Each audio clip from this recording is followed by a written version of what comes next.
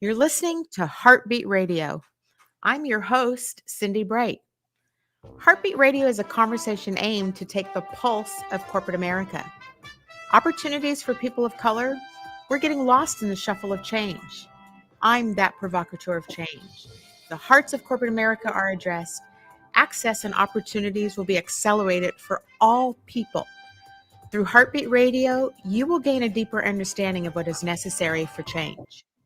Good evening, everybody. Welcome to Heartbeat Radio this evening. It's Wednesday evening. It's supposed to snow tonight or tomorrow. So what else have you got to do besides tune into Heartbeat and listen to this political and life conversation? Thank you for joining us tonight. Before I welcome in my co-hosts, just a couple things I want to say.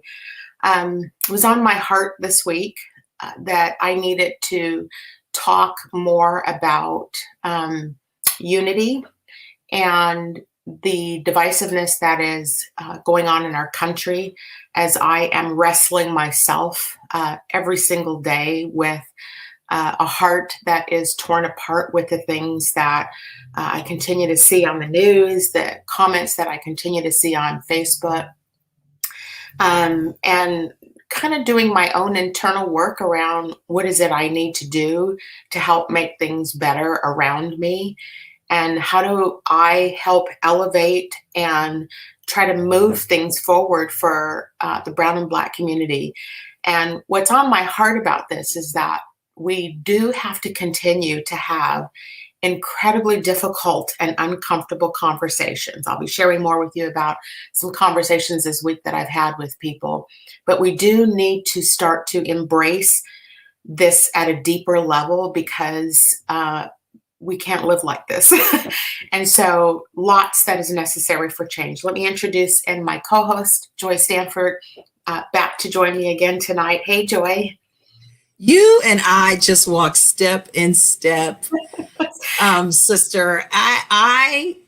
We had our very first meeting of our community diversity and equity and inclusion group. Very small group. We're starting small and then we're going to expand it, but it's community led. And someone asked me to walk with him to create this. And I said yes. And we had our very first meeting, and it was so inspirational and positive, but at the same time, we know, like you said, that we're having these hard conversations. And so it's interesting. Our lives we don't live near each other, but we're doing some of the. We did not prep for this show this way. So yeah. That was not planned. This is why I do this with you, because I know we are walking step in step with each other. So thank you for having me on as your co-host again. I'm so glad to have you here. I have wrestled with this week.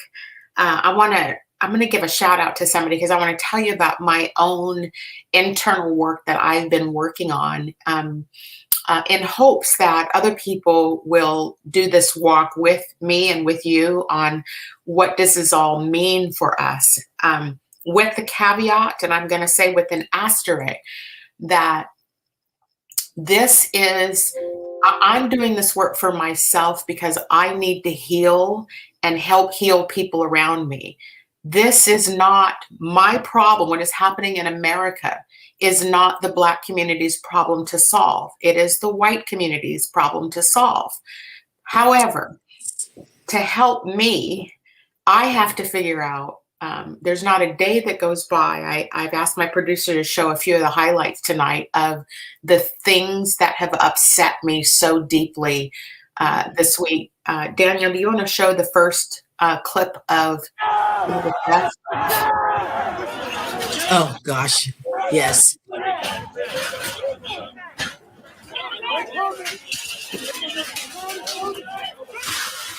They were showing this today. The confrontation with the police by white people.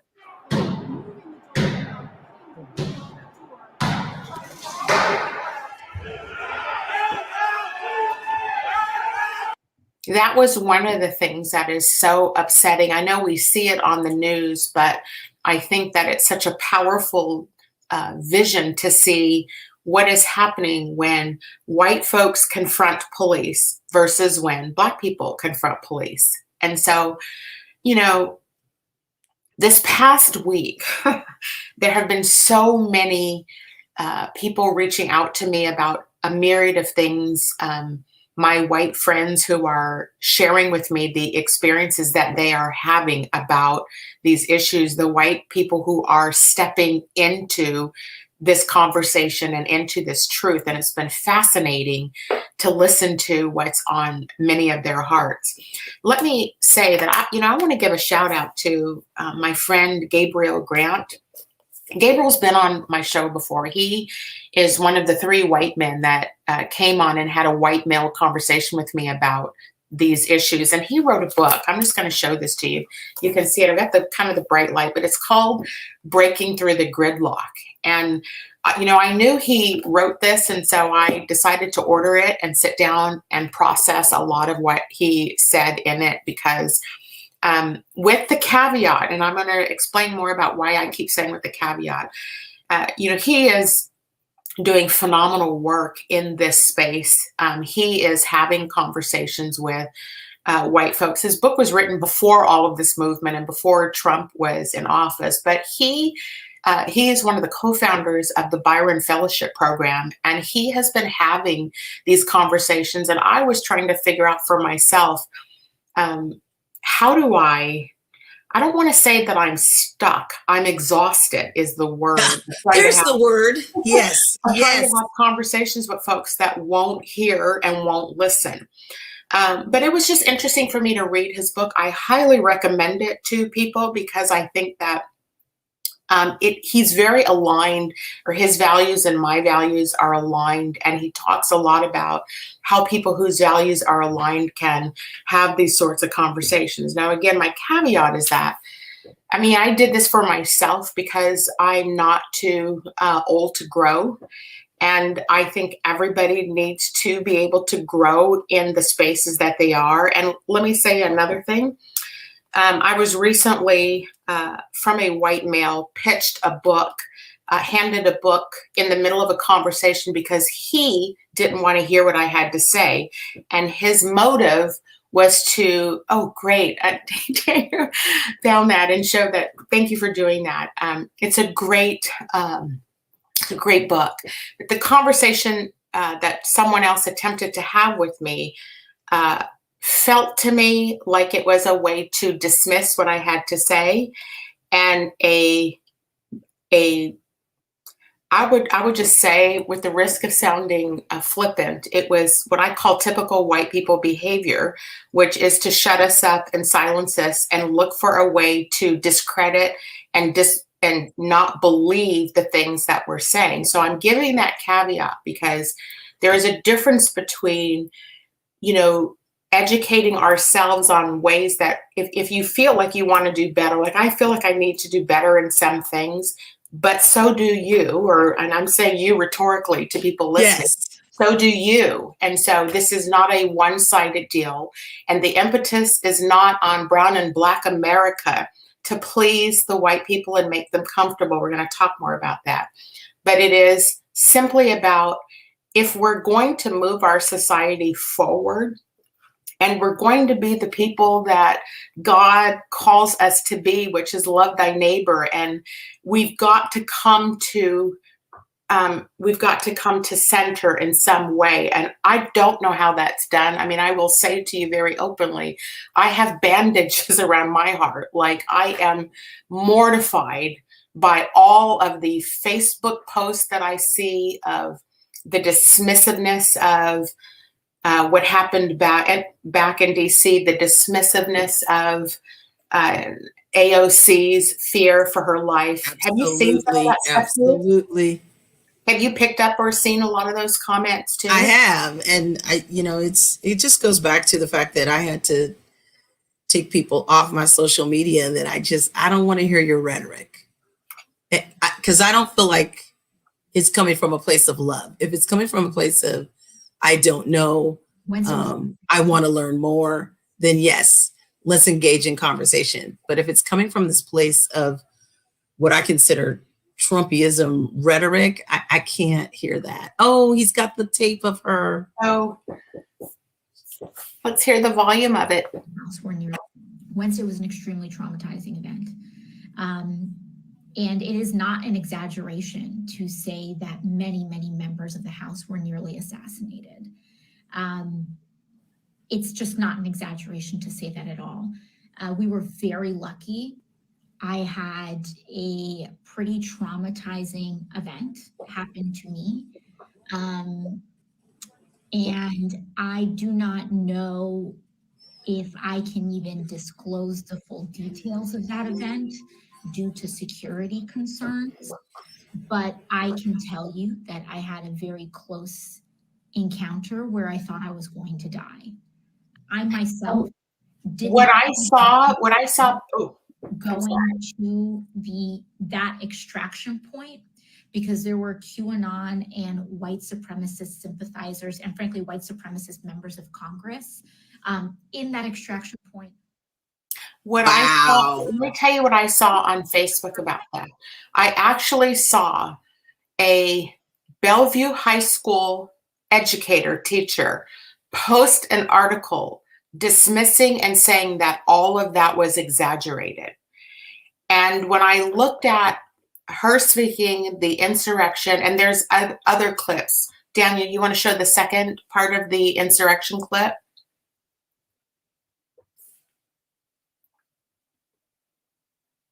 Defend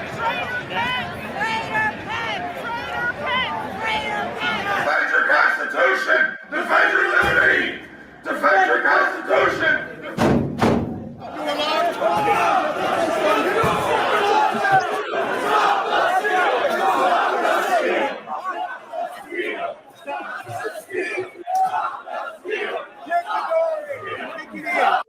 When I see that, and then I see a public education teacher dismissing what was happening back there, it is, and these are the people that are supposedly educating our children who can't even look at that and see what is happening. That is such a powerful statement to me about the problem in this country. Now, I'm not going to call him out by name, but I'm going to say he's one of several people that refuse to see, acknowledge, and hear our cries for help as Americans that are not born into white skin. And the continuing perpetuation of ignoring what we say and looking for a way to dismiss what people say is real to them is fundamentally the problem. And I cannot continue to not have these kind of conversations on air, because only until, and he is welcome to join this conversation if he's listening. Come on, please. If you cannot understand this and cannot empathize, how in the living hell are you teaching brown and black kids in Bellevue School District? In any school district? Yes, there you go. And we have folks in my own community who are classifying that whole insurrection as free speech and patriots. And I just, for the life of me, cannot understand. I'm not telling you can't have your free speech. I'm not telling you that. But let's call it what it was. It was an insurrection. You breached the doors. You breached the windows. You threatened people. You chanted threatening people. People died. People, I was getting to that. People died. Right. People died. And you have the audacity to say it's about free speech and patriotism. That is not patriotism. But I can't define that for other people. So here's the other thing. The reason why I wanted to highlight that particular issue and tie it to the community I live in is because people think that was just over there. That was just back there. In DC? No. Yeah, that's just middle America. That's just the uneducated. No, actually it wasn't. And how many Seattle police officers did they say were Six now. Right. Yeah. And those people all flew in, drove in, got bussed in, caravanned in with weapons, with zip ties, with stun guns, as they showed today. As you know, we prepped for several days for this show, but today seeing that, I was just, and to hear people recant what happened to them and the emotion in their voice, there is still fear. It was palpable. Mm-hmm. You could feel the fear as they were speaking today about what had happened to them on that day. I don't care who you are. I don't care if you have a D behind your name, an R, an I, a G, or a Z. I don't care. You were afraid for your life on that day. And the look in Pence's face and his family when they were trying to extract them to somewhere safe told the story. Your vice president that you all voted in was afraid for his life. And you all were coming for him. You were coming for him. Let's illustrate something here with that example. Even with Mike Pence feared for his life, the fear that he had in himself did not outweigh the way that he voted around the Trump impeachment or the no. And that's a powerful statement white America needs to pay attention to, because when you believe I'm sorry, Joy? Did I lose you, Joy? I think I might have lost her here. She'll probably re-sign back in. Let me just continue my point about when the power of something that egregious, when yourself and your family is threatened versus you're standing up and willing to do the right thing, when that fear is not strong enough to have you do the right thing, that is a very powerful point to make around what is happening to brown and black people in this country, because his fear that he felt at that moment is the fear that we live with every single day of our lives. And the fact that you still can't do the right thing when that is happening should be indicative to people who want to dismiss us when we speak and say we're playing the race card and why don't we just pull ourselves up by the bootstraps and it's over, we have a new president. Go back to that moment and realize that is our life 24/7. Every day. And you had it for this very brief moment in time, and you still could not do the right thing. Mm-hmm. Because the right thing wasn't popular. What makes us believe then that, so this was why I really wanted to have the conversation about unity, because how do we as both black, brown, white, yellow, whatever you want, how do we as people unify when there is little to no accountability for what is happening to us? Right.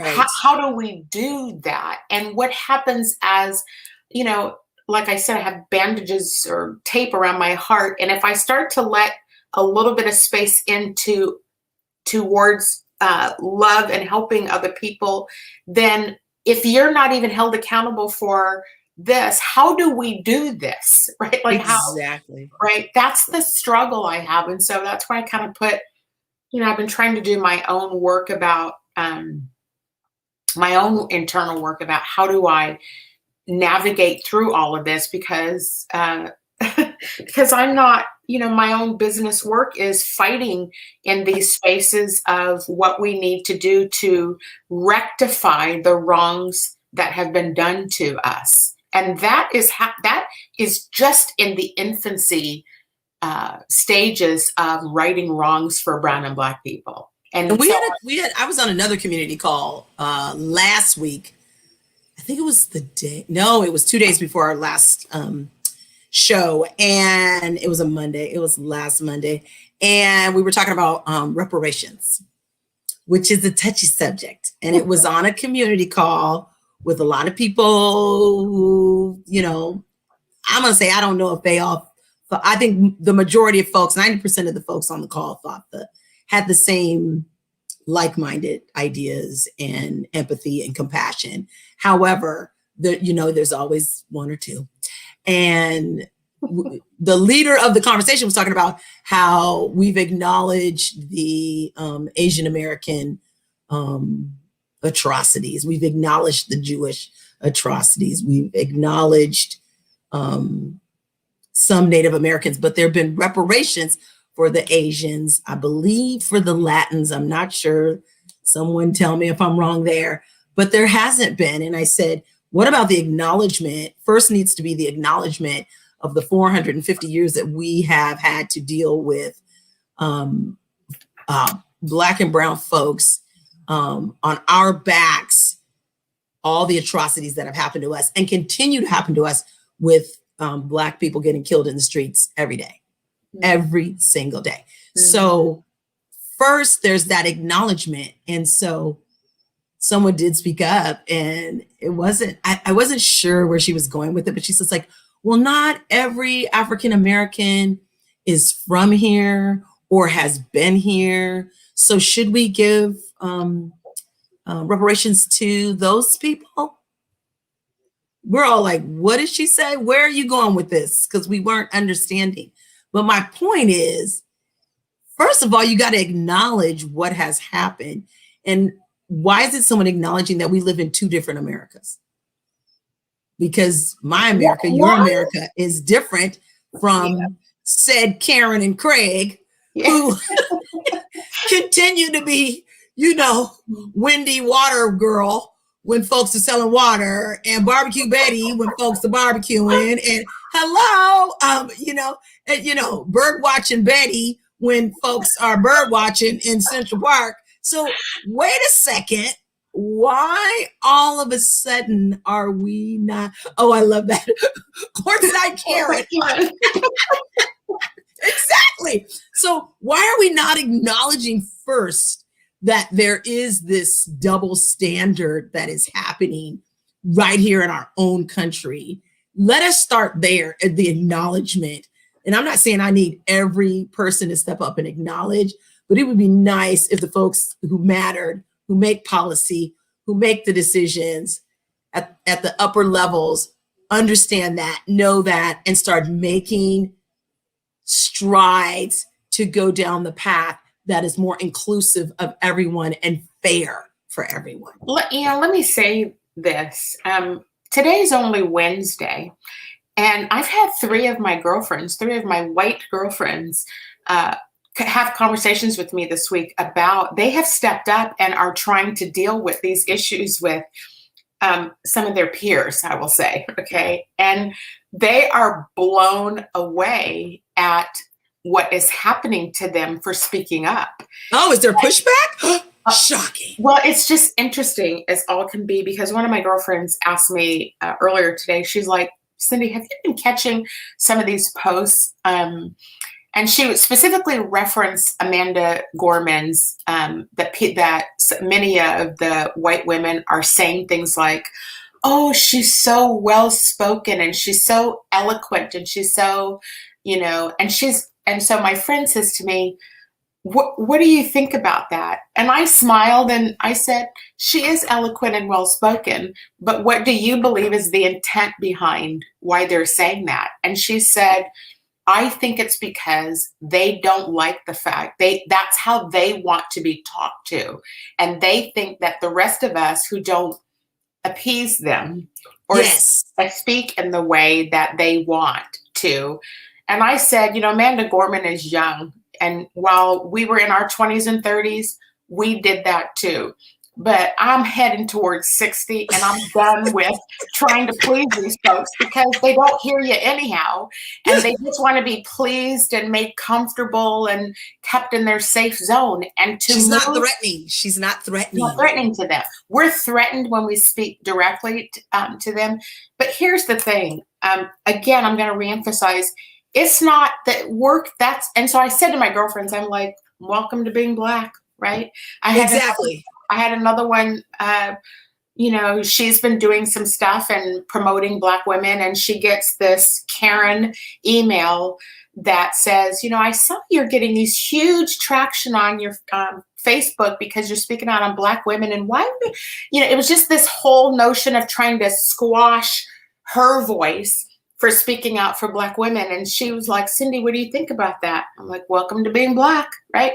Every time we speak, there's a problem. Every time we raise issues, we have people feel like it's their place to correct us and not agree with us and debate us over, I'm just simply done with that aspect of it. And there is a Black tax attached to my fees now for taking me into that damn conversation, because if you're not my close friend and we can have open conversations and you won't hear me, if you hear me, fine. If you want to correct me and demean me, I can't. What's the phrase? I'm speaking. I'm speaking. I'm speaking. And that is interesting that they're trying to squash her voice. Like, that's too much. You shouldn't be taking up that mantle. That's just the beginning, Joy. Sit back and stop. Wait till we start to make progress on reparations or job equality. Wait till, and we're not stopping, right? No. We're not stopping. And so it's only going to escalate. And I do have compassion for my white friends who are tackling this, because me too. They have not lived in this sphere of hatred that we live in all the time. And I have had some tell me it's exhausting to have to tell your family members it's the right thing to do. It's the right thing to say, or that's not the appropriate thing to say. Stop saying that. This is what you need to be saying. That no, it's exhausting. Again, welcome to being Black. This is the truth. This is the truth. I think we have a quick station identification. It's the halfway mark. So let's take a quick break and then we'll be right back. That up in Saks, I favor Black businesses. Assuming I'm rooting for everybody that's Black. Assuming I'm rooting for everybody that's Black. Yo. Rainier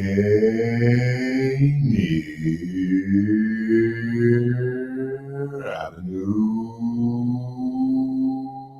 Radio.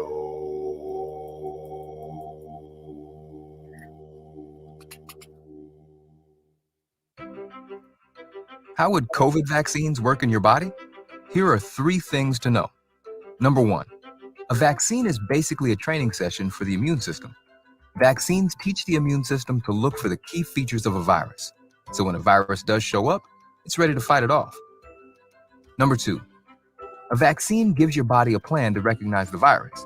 Then your immune system starts preparing by making antibodies, or fighter cells, that stay in your blood as protection in case the virus tries to invade. What this means is you get immunity against the disease without having to get sick first. Number 3, when enough people's bodies know how to fight off a virus, it has nowhere to go. That slows the spread. When people get a vaccine, we're able to stop the spread quicker and get closer to ending the pandemic. To learn more, go to covidvaccinewa.org. A message from the state of Washington. This is the news on Rainier Avenue Radio. New COVID-19 vaccination sites opened in South King County. According to King 5 News, the Kent Auburn sites will administer 500 coronavirus vaccines a day, 6 days a week. King County said until vaccine supplies increased, those eligible for an appointment at the 2 sites must be 75 and older, an individual over the age of 50 who cannot live independently, or a resident who is the caregiver for someone over the age of 50. The Kent site is at Kent Showware Center, located at 625 West James Street. The county said those with appointments can drive and park, walk, or arrive by transit and enter the building. The Auburn Mass Vaccination site is at Auburn General Services and Administration Complex, located at 2701 C Street Southwest, and is a drive-through site. The two locations are two of the first mass vaccination sites in King County on a consistent schedule. And that's your news on Rainier Avenue Radio.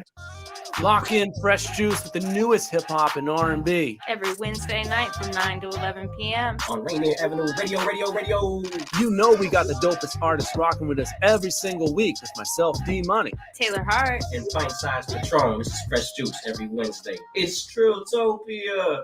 here with the Rainier Avenue Radio Traffic Update. You can listen to us in your car 24/7 anytime by downloading the free TuneIn app. Once you do, search Rainier Avenue Radio. And remember, do not curse out your fellow drivers. This has been your Rainier Avenue Radio Traffic Update.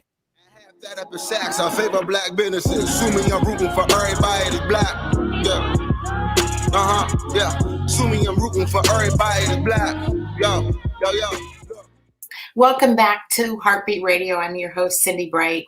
My co-host, Joy Stanford, is with me again tonight, and we are having a conversation this evening about what was on my heart this week, which is about unity in a divisive world. And so we're just talking about, and we'll continue to talk about this topic, because I think that unless we are willing as a community to engage in these conversations, we can't progress. And so that's where I'm going to start again. Joy, you had something, you had a quote you wanted to talk about today, or I do. And it leads right into the other topic I wanted to speak on tonight. So Audre Lorde gave us our quote tonight: "When I dare to be powerful, to use my strength in service of my vision, then it becomes less and less important whether I am afraid."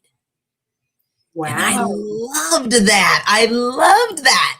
And it meant a lot for me this week as well. We're only at Wednesday, and I feel like, why isn't it Friday already? Because, you called me and I was right in the middle of a situation around a job offer. And so I was just like, what? So that just kind of spoke to me. And it also I think it speaks to the fact that people need to stop being afraid to say what's on their mind. That's free speech, if you ask me, because when it comes from a place of love and compassion, that's when we need to not be afraid. And be able to go ahead and say what we have to say. And I think a perfect example today was Congresswoman Stacey Plaskett. Can we just talk about her and the fire outfit that she had on? Hello, I wish I saw the shoes. I had to go there. I wish I saw the shoes, but that's okay. She looked absolutely stunning, absolutely beautiful. But what came across more is that there was so much clarity, and there was so much this chronological proof as she was going just methodically through her testimony, and it was mesmerizing. There's only so much of that I can take, and then I have to change the channel and do my own thinking, about things. But I believe she brought it today, and the data analysis that she brought along with her information, she brought the numbers, the number of tweets, the number of posts, the number of people that were in the buildings, the number of people that broke through. I mean, she just brought it all. And so that quote, I was like, that is so perfect for me to be reciting today, because she showed me what not letting fear stop you look like. What was going on in me today, watching some of the testimony, and again, these videos of the insurrection, is how hard we as Black and brown people have to fight for our right to live. And the extreme of the burden that is put on us to prove what is happening, the burden that she and other people, I mean, it's so, pardon the pun, it's so black and white what is happening. And yet the degree that we as brown and black Americans have to go to just to be heard. Yes. And it illustrates to me the problems, my work in corporate America. It illustrates the problem is that no one wants to hear what we have to say. No one cares about what this is doing to people and how it's impacting all of us. Right. Those elected officials, even the ones who choose to turn their heads to what is happening, obviously do not understand life at a different level and the generational impact that is going to have even to their own families by the denial of doing right by other people. That is creating generations of trauma for their own families, because that is not going to go away just because we turn a light switch and say, okay, today's a new day, like let's all be happy. Yeah, and I love how they're all saying the reason why they're coming with all this information is it's being recorded for history. So there will be generations of people, of young people. This will be the history. Mm-hmm. And there will be no doubting it because it's being recorded word for word. Mm-hmm. And people are showing up and they're speaking truth. And there's like, how can you deny this? There is proof in the pudding. How can you deny this? So I love that it's being recorded, and I love that the history books are going to change, or I should say the history texts, because in about 5 to 10 years, there will be no more books. I'm sure it'll just be downloads, as my son would say, because he's at college, but it'll be downloads. And there won't be the ability to whitewash history like that has been done. Exactly. Another attempt to marginalize us in our lives and don't understand the connection between that behavior and what is prevalent in today's world. And there's an intersectionality that is going to be so obvious. Hello, did we repeat history? Wait a minute, we just learned about the civil rights movement. Now we're learning about the Black Lives Movement and the insurrection and a president who could care less about the lives of anyone who didn't look like him or didn't have money like him. Because it's not only race and I keep saying this in any community meeting I'm in, it's about socioeconomics as well. Mm-hmm. Because who are the most people that went there that day? They just found out. This is proven fact. These are all people who have financial problems. My question is, how could you afford to go there then? These are all white people. They're not in their mansions. They're not multimillionaires. They're just hardworking people who believed, as Don Lemon would say, the big lie. It's not a big lie. It was a con. Hello, it's a con. Who believed the con, who believed the con man. And so, but they're oppressed, and they live I would venture to say the same kind of life that we do, which is this is how horrid the system is here in this country. You heard me, or you saw my text earlier today, like, you can't get ahead in this country unless you are a white man, unless you're a white man, because they're the only ones that have the access to wealth in this country by every system. I don't care how it's stacked against the rest of us. It's stacked against the rest of us. You saw my text today about I was just livid about taxes, right? Taxes, you're either down here in the poverty level where you have to depend on the social systems to feed you and keep a roof over your head. And then you're criticized. Even though statistics show it's more white folks that are on those social systems, but you get criticized for needing help to make it. We've been fighting for a $15 minimum wage for 15 years, where now the data that I saw said that at least in the Puget Sound area, to be able to afford to live here, you need a minimum wage of $33 an hour. $30 an hour. Yes, right. yes. And so these folks are oppressed. And so you're either very poor where you get, food stamps and things to help feed you, or you're very wealthy where you don't have to pay any taxes. And so I'm in the middle. Me too. Dave and I are too. Right? You fund everything, and we can't get ahead because we're caught in between this tax bracket of, right? So don't even get we consistently owe $4,000, $5,000, $6,000 every year for taxes. I wish. Why is that? It's awful. It's just awful. And so and my point about that is that they're oppressed but don't know what to do about it. And so their way of, they think that Black people are taking something from them, or to progress us takes away from them. And so they've been programmed to believe it's we or them. And so if they, again, this whole conversation on unity, how do we get to these people and help them to understand, if we fight together to change this regressive tax system, if we work together to make sure that everybody has a livable wage, it's what Andrew Yang was trying to do with the universal income. If we change the social systems and stop looking at it like it's socialism to be able to have health care and afford to live. It's not freaking socialism. It's because you're the socialist. You're getting everything handed to you free. You don't pay taxes. How dare you say you're socialist? Because we're trying to make sure our communities are cared for. And I want to say thank you, Rep. Noel Frame, who's bringing that, flipping up our tax structure here in Washington State. Whoop, whoop, Do you have more to say about that?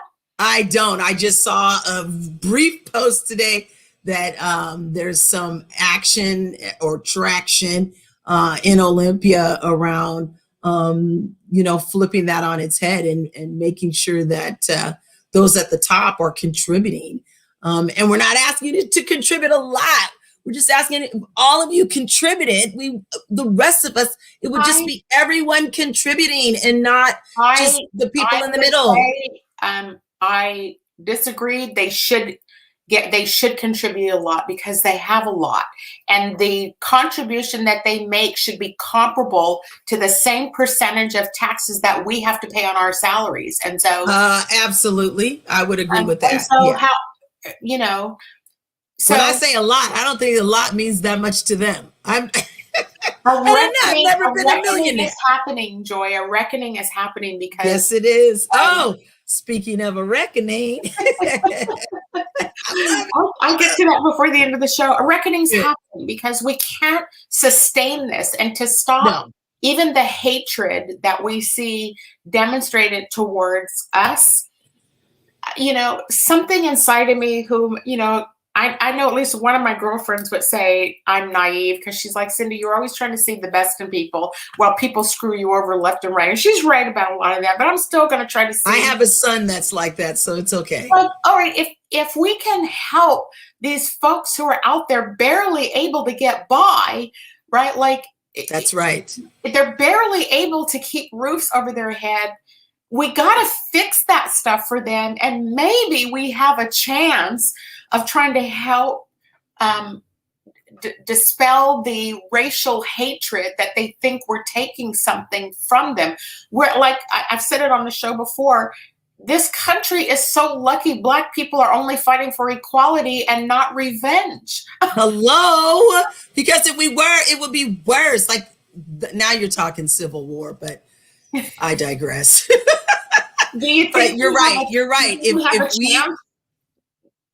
Do you think there's a chance of reconciliation in this country?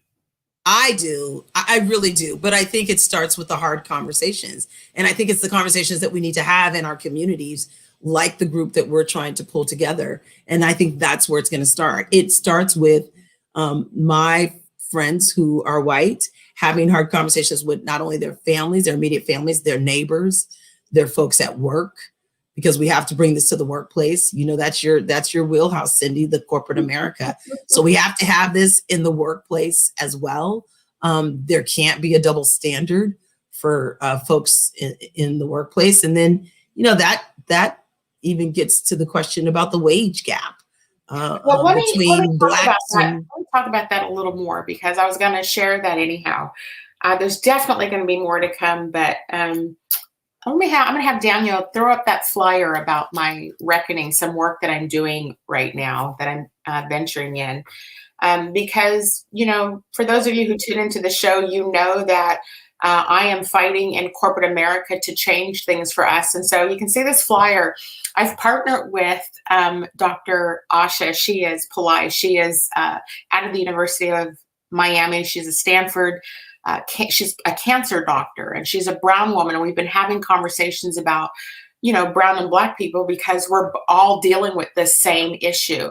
But a reckoning awaits, because my book will be out soon, and my book talks about the systems inside of corporate America, particularly wealth generation issues that are at play. Thank you, Daniel, for showing that are at play with keeping us oppressed. And it's significant. And what my book is going to reveal, and what this conference that we're going to do, this summit with brown and Black people, it's going to be a call to action. And this call to action for corporate America they're going to have to right wrongs that have been done to us. And let me say more. Most people don't know, you know, I ran HR for many years. I come out of financial services. They don't understand where the gap is in pay. And I'm going to do it this way, because the way that corporate America has handled it right now is this way. So what our Washington State legislature did is pass the Fair Pay Act, where companies have to disclose the salaries of, I saw Dave behind you, and I thought somebody was behind me in my house. No. I was just about to panic. Don't be scared. It's just my front door is locked. They show what the actual salary is, but what most people don't understand is how corporate compensation is structured from a level perspective, from a bonus structure perspective, from a long-term incentive plan, and where the money is made is in the multipliers, in the bonus pools, and how that all gets calculated. My book talks about this, because I'm going to reveal to the world how this is actually happening, and we have to call them to fix this. And so I have ideas about how they need to do this, and they're not going to like it, but they have been constructively keeping brown and Black people below the levels of having access into where that money is made. I have several ideas about things that they can start to do different. I've shared a couple of them recently, and people are like, well, what? And I'm like, I don't have the answer. I have the ideas that I think we need to have think tanks and start to solve on how we're going to start to do this. Because look, you're dealing with it today or in this week with low ball job offers, right? They will do everything to keep the dollars away from us. And you know, these days are over. Like these days are over. They're over. Yes. And you don't know it when you're younger. You know, I'll freely admit, you just don't know it when you're younger. You're not versed in how to negotiate that, even at the worker bee level, not at the executive level, the C-suite level, but at the worker bee level. And so there's the skills that we need to be taught. Well, one of the things that's in my book, one of the things I'm going to really be pushing for is I'm going to use the term change and control agreements, because change and control agreements are formal documents that executive level people, when they take jobs, that when they sign the offer of the job, they also have already determined what their exit looks like on the day that they take the job. Most people don't know that. And so that's why when you see people posting, or like remember during the when Barack Obama took over and all the CEOs, remember all the banks collapsed, but all the CEOs walked away with all those millions and millions. They have control agreements in place. And so all that is negotiated upon entrance into a company. And so I think that we should begin to have change in control agreements for brown and black people and have the same terms for us if they don't want us in or they fire us, which is what they do. I think we need to come up with some metrics around what that looks like and guarantee so that you stop putting brown and black people on the street, you stop putting people on unemployment systems, you stop putting people out in the street without health care. That's how they protect themselves. So why can't we be protected that way also? I love that. It's one of my thoughts about, and I'm going to start calling for these kind of social changes, because why should we be in the place that you're in right now, which is you ran for public office. When I ran, like, we can't hold jobs and run for office at the same time. It's impossible. It's not impossible, because there are some women who have done it, but it's very, very hard. Yeah. And then when you're done, like me, you're done. Okay, so I didn't win. It didn't end like I wanted it to. Now I have to go back out into the workforce and find a job. Had I still been working in the nonprofit I was in, the very small nonprofit I was in, I would still have a job. But because of COVID, I got laid off. Yeah. So now I'm back on the market. But I've noticed, several of the, it's black just people who ran, were paid 63 cents to the dollar anyhow. And it is difficult. That's the right word. It's difficult to try to serve and earn at the same time. And then when you add to the equation, those of us who are single and don't have a partner to put food in our... Because I do. That's the difference between you and I do. Right. Yeah. Yeah. It multiplies the challenges that we have. And so and that's the America you and I live in. Yes. We have to worry about those sort of things, and we have to make trade-offs to be able to progress ourselves, and we have to make trade-offs to be able to progress our children. We don't have the immediate access to everything that white America has. And that's a barrier for black women and brown women to run for office. Correct. Who's going to take care of the kids? Who's going to bring in the salary? If I am single mom or single dad, who's going to bring the money in so I can still feed my family as I'm running for office? Yes. No one tells you that. No one talks for office to change outcomes for people. Different than I think many white folks run is for power and prestige, and we run for social change and progress. And so our worlds are completely different. And we have... And not everyone, I won't say everyone who's white runs for those reasons. Some people run for the right reasons because we want to be there and we want to be impactful and, again, make that change. But yeah, some people are just doing it for the limelight and the prestige and the guess who I am, and now I get to do this and be here and do that. And no, none of us went into that with that thinking. All we could think of is we're deer in headlight, and what the heck are we doing?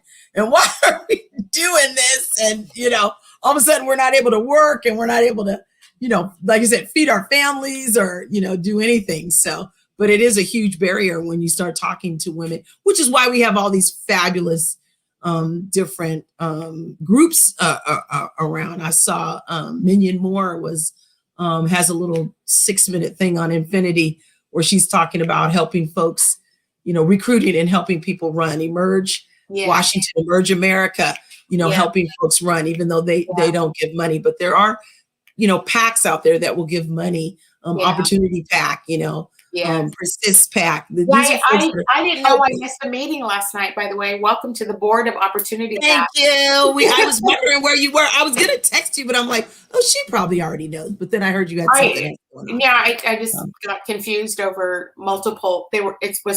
I had it on my schedule for tomorrow night. So sorry about that. Welcome to the board, by the way. Thank you. Very excited to be on there. I already made some connections, so I'm super excited. Good. Good. Yeah. Well, listen, before we close out the show, I do want to come back to how we started the show, which was about the work that we all need to do together as a community and for ourselves individually. And I guess I'm throwing out a challenge to our listeners and to folks to ask you, what is the work that you're doing for yourself? And to help us move some of these massive mountains forward so that we can start to progress our society. Joy, what do you want to say about? I want to say unity first starts with acknowledgement. Mm-hmm. And acknowledgement of what others are going through and acknowledgement of the atrocities that have happened to us. And what continue to happen. What should we ask our community to do on behalf of people? Stand up, speak up, because when you're standing up, you're stepping on toes. And someone once told me when I was running for office, that is the point, is to step on toes, because there is acknowledgement when you step on toes. Mm-hmm. So you can shut down those, courtyard Karens. Our producer, but I'm never gonna forget that one. Barbecue Betties. We can get rid of the barbecue Betties. Well, bless his heart, my producer knows he got Karen'd recently. Yeah, he got Karen'd recently. Well, no wonder. That's why he recognizes. No, but I think speaking up and standing up and stepping on toes. And I said to someone in a meeting one time, we are not here to make you comfortable. So prepare yourself, because what I'm going to say, some of y'all will not be comfortable. And it was during my campaign, and someone asked me to come and speak about what it feels like to be in Gig Harbor and be a Black woman running for office and raising my Black son here. And so I said, prepare yourself, because you're about to be not comfortable. Because I'm not here to make you comfortable. I'm here to make you uncomfortable and have these conversations. Turned out to be a very wonderful conversation, but I think that's the action that needs to happen. And I think mine is a couple things. One is to learn to listen. Absolutely. And not listen to react. Like listening to understand. To not hear what we have to say serves no purpose. Learn that you don't know it all. And that you possibly could be incorrect about your views about some of the things that Brown and Black people deal with. And so, absolutely. Anyhow, glad to have you back on again tonight, Joy. Thank you for that. Always quick, fun discussions to our community. A couple updates. One, we're hoping next week to have some of our elected officials on. I'm hoping to have civil rights person on, and also workforce development, because I think those two things are very important. So we're working on that right now. And then also following my show tonight is Tiffany Wilson. She is live at the Columbia City Theater. So we're getting ready to go live there. Thank you all for joining us tonight and engaging with us on this conversation. We look forward to seeing you next Wednesday. Happy Valentine's Day to everybody. Woo! Bye, everyone. Bye, Sin. Bye, Joy. That up in Saks, I favor Black businesses. Assuming I'm rooting for everybody that's Black. Yeah. Yeah. Assuming I'm rooting for everybody that's Black.